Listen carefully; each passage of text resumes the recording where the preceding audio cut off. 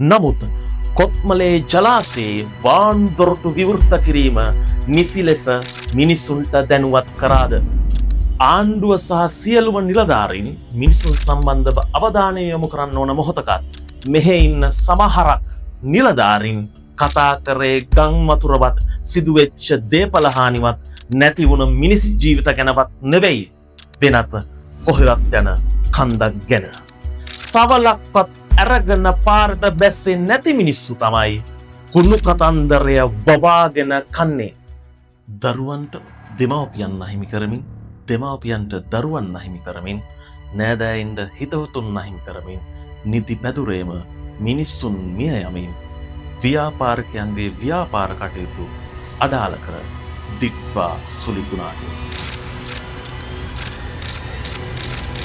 ස්වභාවික ආපදාවකදී මිනිස් ජීවිත කෙතරම් ප්‍රමාණයක් නැති වෙනවාද යන්නත්, එවගේම කෙතරම් හානියක් සිදුවෙනවාද යන්නත් පූර්ණ නිගමනයක් මුලදී එළබෙන්න බැහැ. නමුත් පූර්ණ ලෙස මිනිසුන් දැනුවත් කිරීමේ හැකියාව සියලුම රාජ්‍ය ආයතන සහ අනිකුත් ආයතනන්හි වගකීමක්.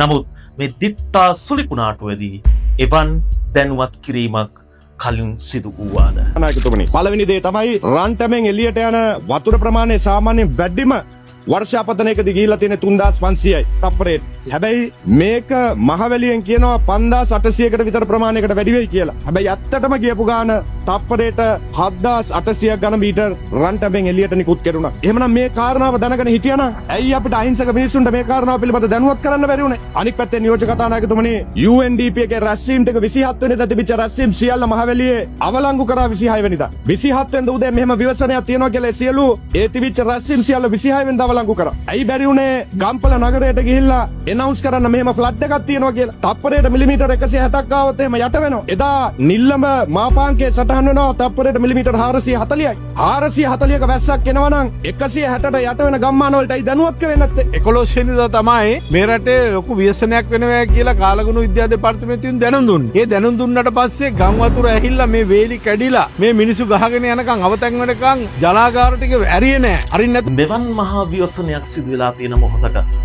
ආණ්ඩුව සහ සියලුම නිලධාරීන් මිනිසුන් සම්බන්ධව අවධානය යොමු කරන්න ඕන මොහොතක ඒ කිසිවක් නොකර මුනිවත රැක්ක නිලධාරීන් අපි දැක්කා.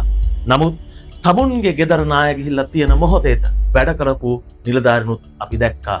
නමුත් ඊට එහා ගිහිල්ලා සමාජයේ හිටපු මිනිසුන් තමයි මේ විපතට පත් වෙලා හිටපු මිනිස්සු වෙනුවෙන් දෙවිවරු වගේ පිහිට වුණේ. දිට්පා සුලිකුණාටුවේ වැඩිම බලපෑම සිදු වූ නගරය වෙන්නේ මහනුවර දිස්ත්‍රික්කයේ ගම්පොළ නගරයයි. සහ මුලින්ම ජලයෙන් යටවෙච්ච නගරයක් බවට ගම්පොළ නගරය පත් වුණා. නමුත් කොත්මලේ ජලාශයේ වාන්දොරටු විවෘත කිරීම නිසි ලෙස මිනිසුන්ට දැනුවත් කරාද? මිනිසුන් නැති වෙලා නගරය නැතිවෙච්ච නගරයක් විදිහටයි අපි ගම්පොළ ගත්තේ. අපි දැක්කා මහනුවර දිස්ත්‍රික්කය තුළ ජනාධිපතිතුමන් ඇවිල්ල ආපදා කළමනාකරන කමිටුව කැඳවපු මොහොතේ මෙහෙ ඉන්න සමහරක් නිලධාරීන් කතා කරේ ගම් වතුරවත් සිදුවෙච්ච දේපල හානිවත් නැති වුණ මිනිස් ජීවිත ගැනවත් නෙවෙයි, වෙනත් කොහෙවත් යන කන්දක් ගැන.